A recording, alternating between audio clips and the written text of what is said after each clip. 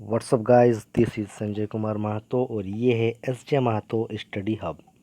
तो आज हम लोग बात करने वाले हैं बाल्यावस्था यानी कि चाइल्डहुड के बारे में।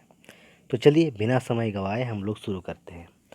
इस वीडियो में आप लोग को बहुत ही अच्छी अच्छी चीज़ें बताई जाएगी बाल्यावस्था के रिकॉर्डिंग, इसलिए वीडियो में जो है मेरे साथ अंत तक बने रहिएगा।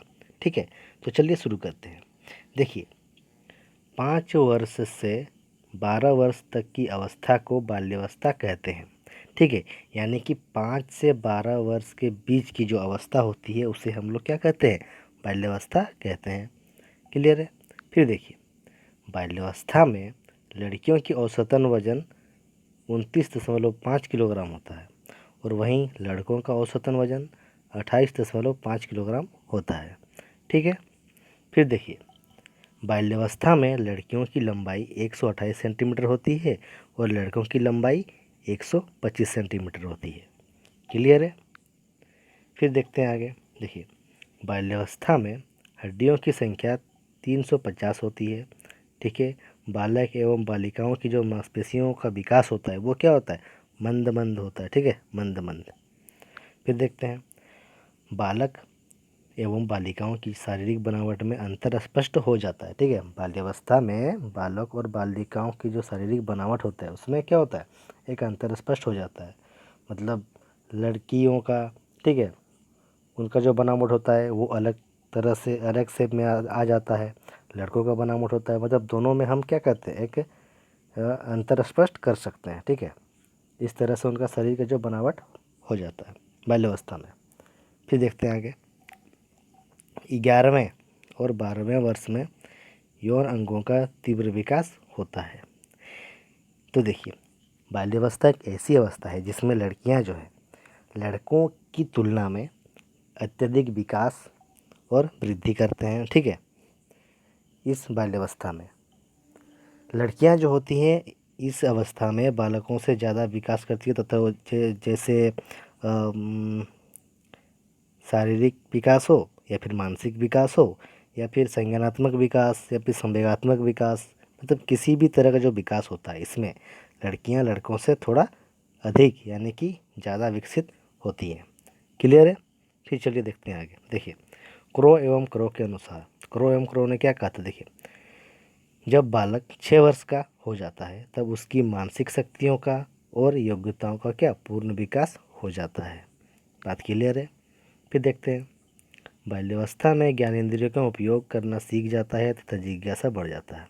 ठीक है, इस अवस्था में जो है बालक अपना ज्ञानेंद्रियों, बालक या बालिका जो होते हैं वे अपनी ज्ञानेंद्रियों का उपयोग करते हैं और उनकी जो जिज्ञासा है यानी कि सीखने की जो ललक वो बढ़ जाती है। ठीक है, बाल्यावस्था में। फिर देखिए, स्कूल तथा प्रत्यक्ष अनुभवों के द्वारा भी समप्रांतीय का निर्माण करना सीख जाते हैं। ठीक है, वो स्कूल जाना प्रारंभ करते हैं तथा स्कूल में जो से भी उनको सिखाया जाता है, जो भी सीख मिलती है उसको क्या वो संप्रांतीय का निर्माण करना भी सीख जाते हैं उससे वे। ठीक है, फिर देखते हैं, बाल्यावस्था में रटने और ग्रहण शक्ति में तीव्र वृद्धि होती है। तो देखिए, इससे आपको क्वेश्चन पूछ सकता है कि किस अवस्था में बालकों में रटने और ग्रहण करने की शक्ति में वृद्धि होती है। तो इसका सही आंसर क्या हो जाएगा? बाल्यावस्था। क्लियर है? फिर देखते हैं आगे। देखिए, छोटी छोटी पंक्तियों को दोहराना। ठीक है, छोटी छोटी पंक्तियों को दोहराना और कहानी सुनना सीख जाता है। देखी हुई फिल्म का 3/4 भाग तक सुनने में सफल हो जाता है। ठीक है, फिर देखते हैं, बालक बाल्यावस्था में मूर्त चिंतन करने योग्य बन जाता है। मूर्त चिंतन करने योग्य बन जाता है किसमें? बाल्यावस्था में। इससे एक क्वेश्चन भी आ सकता है कि मूर्त चिंतन कौन सी अवस्था में बालकों में आ जाती है। तो इसका सही आंसर हो जाएगा बाल्यावस्था। ये बहुत ही ज़्यादा इंपॉर्टेंट है। ठीक है, इसको ध्यान से देखिएगा। फिर देखिए, दिन तारीख वर्ष पैसे को गिनना सीख जाता है। ठीक है, इस अवस्था में। फिर देखते हैं आगे। देखिए, बाल्यावस्था में सामाजिक जागरूकता, ठीक है, सामाजिक जागरूकता चेतना, समाज के प्रति रुझान बढ़ जाता है। ठीक है, बालक जो है जब बड़ा हो जाता है तो अपने समाज में वो घुलता मिलता है। ठीक है, अपने पड़ोसी यानी कि समाज में वो अपने जो अन्य जो अपने मतलब उनके पड़ोस में जो भी बच्चे होते हैं उनके साथ मिलता जुलता है, उनके साथ दोस्ती करता है। ठीक है, तो वही मतलब उनके साथ ही ज़्यादा टाइम एक्सपेंड करता है तो समाज के प्रति उसका क्या रुझान बढ़ जाता है। ठीक है। फिर देखिए विद्यालय के पर्यावरण के अनुकूल बन जाता है। ठीक है। मतलब विद्यालय जब वो जाता है तो उसका जो पर्यावरण के अनुकूल यानी कि पढ़ाई का माहौल, वहाँ वो बहुत कुछ सीखता है, बहुत कुछ अर्जित करता है ज्ञान, और उसे वो क्या अपने घर में आके फॉलो करता है। ठीक है। फिर देखिए बाल्यावस्था में बालक नए मित्र बनाना शुरू कर देता है। इससे भी क्वेश्चन आता है कि बालक किस अवस्था में मित्र बनाना शुरू कर देता है, तो इसका सही आंसर क्या हो जाएगा? बाल्यावस्था। ठीक है।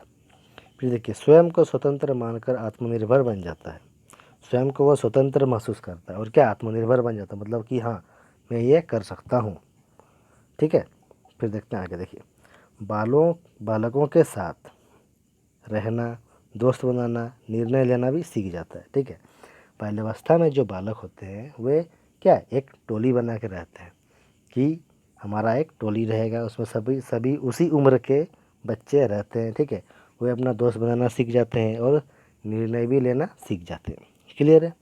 फिर देखिए बाल्यावस्था समूह की आयु यानी कि गैंग एज भी कहलाती है, बहुत ही ज़्यादा इम्पोर्टेंट है। VVI हमेशा आपसे क्वेश्चन पूछा जाएगा कि गैंग एज समूह की आयु किस अवस्था को कहा जाता है, तो इसका सही आंसर हो जाएगा क्या? बाल्यावस्था। क्लियर हो गया। चलिए देखते हैं आगे। देखिए नियमों और मान्यताओं को मानना प्रारंभ कर देता है। सही बात है। वो घर के नियम, समाज उसके संस्कृति, ठीक है, धर्म के प्रति जो भी उनका जो नियम होता है उनको क्या धीरे धीरे वो सीखता है और उसको मानना प्रारंभ कर देता है। ठीक है। फिर जैसे नेतृत्व करने की भावना जग जाती है, मतलब हर एक जगह की नहीं हम करेंगे, नहीं वो नहीं कर सकता, ये हम कर सकते हैं। ठीक है। ऐसी भावना यानी कि हम की भावना एक तरह से बोलेंगे तो नेतृत्व करने की भावना जाग जाती है। फिर देखिए ये सबसे इम्पोर्टेंट है। देखिए लड़कों में ऑडिपस और लड़कियों में इलेक्ट्रा भावना ग्रंथि का विकास होता है। आइए इसे अच्छे से जानते हैं। देखिए ऑडिपस ग्रंथि के कारण, ठीक है, ऑडिपस ग्रंथि जो है इसके कारण पुत्र क्या है माता से प्रेम करता है। ठीक है। और इलेक्ट्रा ग्रंथि के कारण पुत्री क्या पिता से प्रेम करता है। इसमें क्वेश्चन आएगा कि ओपिडस ग्रंथि जो है इसमें पाया जाता है, पुत्र में, पुत्री में, माता में या पिता में, तो इसका सही आंसर हो जाएगा पुत्र में। ठीक है। और एक क्वेश्चन आ सकता है कि इलेक्ट्रा ग्रंथि किस में पाया जाता है, पुत्र में, पुत्री में, पिता में कि माता में, तो इसका सही आंसर हो जाएगा आपका पुत्री में। ठीक है। ओपिडस ग्रंथि जो है वो पुत्र माता से प्रेम करने के कारण हो जाता है। ठीक है। और इलेक्ट्रा ग्रंथि के कारण जो है पुत्री पिता से प्रेम करने लगती है। फिर आप लोग जानते ही होंगे कि कहते हैं ना पापा की परियां, तो वही पुत्री जो है पिता से बहुत ज़्यादा प्रेम करती है और पुत्र जो है यानी कि बालक वो अपने माता से बहुत ज़्यादा प्रेम करता है, उसकी माता भी जो है उसके बालक से ही ज़्यादा प्रेम करती है। ठीक है। फिर चलिए देखते हैं आगे। बाल्यावस्था में संवेगों में अस्थायित्व आने लगता है। ठीक है। बाल्यावस्था का जो संवेग है उसमें क्या एक अस्थायित्व आने लगती है। समाज के नियमों और संवेगों में समायोजन करना सीख जाता है। ठीक है। जब वो समाज में घुलता मिलता है तो उसके जो भी नियम है और उसके संवेगों में क्या समायोजन करना भी सीख जाता है। ठीक है। फिर प्रत्येक क्रिया के प्रति प्रेम, ईर्ष्या, घृणा व प्रतिस्पर्धा की भावना प्रकट करना प्रारंभ करता है। ठीक है। इस बाल्यावस्था में बालक जो होता है प्रत्येक क्रिया के प्रति, प्रत्येक जो भी उसके साथ क्रिया होगा उसके प्रति प्रेम, ईर्ष्या, घृणा, प्रतिस्पर्धा की भावना प्रकट करना प्रारंभ करता है। ठीक है। देखते हैं बाल्यावस्था को अधिक सीखने का अवस्था भी बताया गया है, बाल्यावस्था को अधिक सीखने का समय भी बताया गया है, याद रखिएगा। ठीक है। फिर देखते हैं आगे। स्ट्रेंज रथ के अनुसार देखिए 6, 7 एवं 8 वर्ष के बच्चों में विवेक, न्याय, ईमानदारी और मूल्यों के प्रति निष्ठा की भावना का विकास होने लगता है। ठीक है। क्लियर है। फिर चलिए देखते हैं आगे। इसमें क्या था हम की भावना, हम बोले थे हम की भावना का विकास होता है कि अरे हम कर लेंगे, नहीं पापा वो आप मत कीजिए हम कर देते हैं, मतलब हर एक चीज़ उसको कुछ भी काम बोलेगा तो वो हमेशा सुनता है और हाँ हाँ हाँ, हम कर सकते हैं, नहीं भी सकेगा तो बोलेगा हाँ हम कर सकते हैं ना, हम कर लेंगे। ठीक है। फिर जैसे देखिए सही गलत, न्याय अन्याय में अंतर करना जाता है। ठीक है। तो देखिए सही गलत, न्याय अन्याय में अंतर करना भी वो इसी बाल्यावस्था में सीख जाता है।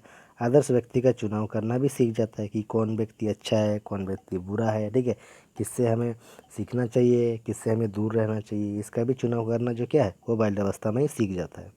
फिर देखिए धार्मिक भाव का भी उदय होता है, ठीक है, भगवान जो है पूजा पाठ में ध्यान देता है, उसके मतलब धार्मिक का जो भाव है उसका क्या उदय हो जाता है उसके ऊपर। देखते हैं बाल्यावस्था की विशेषताएं। देखिए पहला है जिज्ञासा की प्रबलता, ठीक है, जिज्ञासा की जो प्रबलता होती है वो बढ़ जाती है, वास्तविकता जगत से संबंध बढ़ने लगता है, सामूहिक प्रवृत्ति की प्रबलता बढ़ने लगती है, नैतिक गुणों का विकास होता है, ठीक है। फिर देखिए सामाजिक गुणों का विकास होता है, संग्रह करने की प्रवृत्ति होती है, रचनात्मक कार्यों में रुचि बढ़ जाती है, ठीक है, शारीरिक और मानसिक जो है स्थिरता वो आ जाता है, ठीक है। फिर देखिए मानसिक योग्यताओं में भी वृद्धि होती है, उनकी जो मानसिक योग्यताएं हैं उनमें भी वृद्धि हो जाती है। फिर देखते हैं आगे बाल्यावस्था में शिक्षा का स्वरूप। चलिए देखते हैं नैतिक शिक्षा, यानी कि बाल्यावस्था में जो शिक्षा का स्वरूप यानी कि किस तरह से शिक्षा दिया जाए बालकों को जिससे उनका शिक्षा का जो स्वरूप हो वो अच्छा से विकास करे और वो एक अच्छा रूप ले, ठीक है। तो सबसे पहले आता है नैतिक विकास। देखिए मोरालिटी सबसे ज़्यादा इम्पोर्टेंट है, ठीक है। फिर देखते हैं पाठ या सहगामी क्रियाओं की व्यवस्था, यानी कि पाठ से संबंधित जो भी क्रिया होगी उनकी जो व्यवस्था होगी वो सही सलामत होनी चाहिए, ठीक है। फिर देखते हैं सामूहिक प्रवृत्ति की तुष्टि, ठीक है, सामूहिक जो प्रवृत्ति होती है उसकी तुष्टि होनी चाहिए। बालक जो है इस एज में गैंग एज में रहना पसंद करते हैं, इसलिए जो भी उनकी जो सामूहिक प्रवृत्ति की जो तुष्टि होनी चाहिए वो क्या मतलब हमेशा एक्टिव रहनी चाहिए, ठीक है। फिर देखिए भाषा का ज्ञान पर बल देना, भाषा के ज्ञान पर उसे हमेशा बल देना चाहिए, क्योंकि बालक जब स्कूल आता है तब वो क्या हिंदी भाषा सीखना कोशिश करता है, ठीक है। पहले तो वो अपनी मातृभाषा सीखता है, ठीक है, उसके बाद जब स्कूल आता है तो वो मतलब जो किताबी भाषा होती है उसे जानने का कोशिश करता है। फिर देखिए रोचक विषय सामग्री, रोचक विषय सामग्री का अर्थ है कि जिस विषय को वो पढ़ रहा है, ठीक है, उस विषय से रिलेटेड अगर कुछ भी सामग्री उसे दिखा दिया जाता है तो बच्चा जो है जल्दी से समझ जाता है और वो जो पढ़ाया हुआ चीज़ है वो कभी नहीं भूलता है, ठीक है। फिर देखिए जिज्ञासा की संतुष्टि, यानी कि बच्चा जो भी पूछता है क्वेश्चन करता है उसका जो आंसर हमेशा सही तरह से देना चाहिए, ठीक है, जिससे उसमें एक अच्छी सोच विकसित हो सके, यानी कि उसकी जो भी जिज्ञासा है उसकी जो वो उसको जो भी क्वेश्चन वो जो भी पूछता है उसको हमेशा संतुष्ट रखना चाहिए, ठीक है। फिर देखते हैं संचय प्रवृत्ति को प्रोत्साहन, ठीक है, उसको जो भी संचय प्रवृत्ति रहेगा उसे प्रोत्साहन देना चाहिए। संवेगों के प्रदर्शन का अवसर, यानी कि उसे जो भी संवेग के प्रदर्शन हो गए, जैसे स्कूल में बहुत सारे डांस कंपटीशन खेलकूद में, ठीक है, इस अवस्था में जो है बच्चा खुद क्या स्वयं आत्मनिर्भर बन जाता है, तो इसीलिए उसे क्या संवेगों के प्रदर्शन का जो है अवसर भी मिलना चाहिए उसे, ठीक है। फिर देखते हैं पर्यटन और स्काउटिंग की व्यवस्था। देखिए पर्यटन का अर्थ ये है कि बच्चों को जो है समाज से बाहर यानी कि समाज में भी थोड़ा घुमाने से उनका मानसिक जो विकास होता है वो ज़्यादा डेवलप करता है। देखिए पर्यटन में पर्यटन मतलब कि जैसे बच्चों को जानवर का नॉलेज देने के लिए हम लोग उसे जू यानी कि चिड़ियाघर ले जा सकते हैं, वहाँ वो अलग अलग तरह के जानवरों को देखेगा और बहुत कुछ सीखता है, ठीक है, क्लियर है।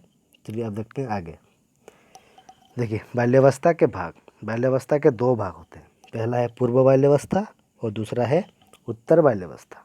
तो चलिए पूर्व बाल्यावस्था देखते हैं। पूर्व बाल्यावस्था क्या है, देखिए 6 से 9 वर्ष तक की आयु को पूर्व बाल्यावस्था कहते हैं, क्लियर है। बाल्यावस्था का आयु का जो एक अवस्था होती है वो कितने वर्ष से कितने वर्ष तक होती है, 6 से 12, ठीक है। तो 6 से 9 वर्ष की जो अवस्था होती है उसे हम लोग पूर्व बाल्यावस्था कहते हैं, ठीक है। फिर देखते हैं इस अवस्था को खिलौने की आयु भी कहा जाता है, बहुत ही ज़्यादा इम्पोर्टेंट है, बहुत ही ज़्यादा इम्पोर्टेंट, इसे बहुत ही ध्यान से देखिए और याद कर लीजिए कि इस अवस्था को खिलौने की आयु भी कहा जाता है। कोई क्वेश्चन आएगा कि खिलौने की आयु किस अवस्था को कहा जाता है, तो इसका सही आंसर होगा पूर्व बाल्यावस्था, ठीक है, पूर्व बाल्यावस्था, क्लियर है। चलिए अब देखते हैं आगे। देखिए दूसरा है उत्तर बाल्यावस्था। चलिए इसे भी देखते हैं। 9 से 12 वर्ष तक की आयु को हम लोग उत्तर बाल्यावस्था कहते हैं। ठीक है, 6 से 9 वर्ष की अवस्था को पूर्व बाल्यावस्था और 9 से 12 वर्ष तक की आयु को हम लोग उत्तर बाल्यावस्था कहते हैं। ठीक है, फिर देखते हैं। चलिए, इस वर्ष को टोली की अवस्था यानी कि गैंग एज कहते हैं। ये बहुत ज़्यादा इंपॉर्टेंट है, हमेशा याद रखिएगा और ध्यान दीजिएगा। ठीक है, वेरी वेरी इंपॉर्टेंट। देखिए, इस अवस्था को टोली की अवस्था यानी कि गैंग एज कहा जाता है। क्वेश्चन आएगा कि बालक की किस अवस्था को टोली की अवस्था यानी कि गैंग एज भी कहते हैं, तो इसका सही आंसर हो जाएगा क्या? उत्तर बाल्यावस्था। ठीक है, क्लियर है आप सबको? तो चलिए आज की, अच्छा और एक है, देख लीजिएगा। बाल्यावस्था में मिथ्या परिपक्वता का काल भी कहते हैं। बाल्यावस्था को मिथ्या परिपक्वता का काल बहुत ही ज़्यादा इंपॉर्टेंट। ऐसे क्वेश्चन आएगा कि मिथ्या परिपक्वता की काल किसे कहते हैं? बाल्यावस्था को। मिथ्या परिपक्वता का अर्थ है कि बालक जो है इस अवस्था में, बाल्यावस्था में बहुत ही ज़्यादा झूठ बोलना सीख जाता है।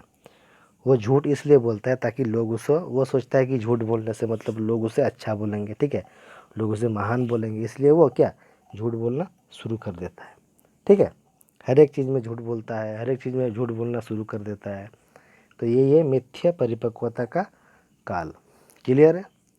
तो चलिए, आज का जो ज्ञान था बाल्यावस्था के ऊपर वो इतना ही है। ठीक है, आप इसे अच्छी तरह से देख लीजिए, समझ लीजिए। आपको सी टेट जे टेट से रिलेटेड कोई भी जो एंट्रेंस एग्ज़ाम है, इनमें आपको कोई भी दिक्कत नहीं आएगी। ठीक है, और एक बात, सी टेट और जे टेट से अभी जो सी टेट का एग्ज़ाम फॉर्म निकला है, ठीक है, सी टेट 2021, इसका तैयारी हम लोग 1 अक्टूबर से करा रहे हैं। अगर आप लोग भी इच्छुक हैं सी टेट क्रैक करने का, तो वीडियो को सब्सक्राइब, लाइक, शेयर और कमेंट कीजिएगा। ठीक है, आप लोग कमेंट में बताइएगा कि क्या आप लोग को भी क्लास करना है। हम लोग जो है कॉलेज कैंपस के थ्रू सी टेट जे टेट की तैयारी करवाते हैं। ठीक है, तो चलिए आज की क्लास यहीं पर समाप्त होती है। Over and out.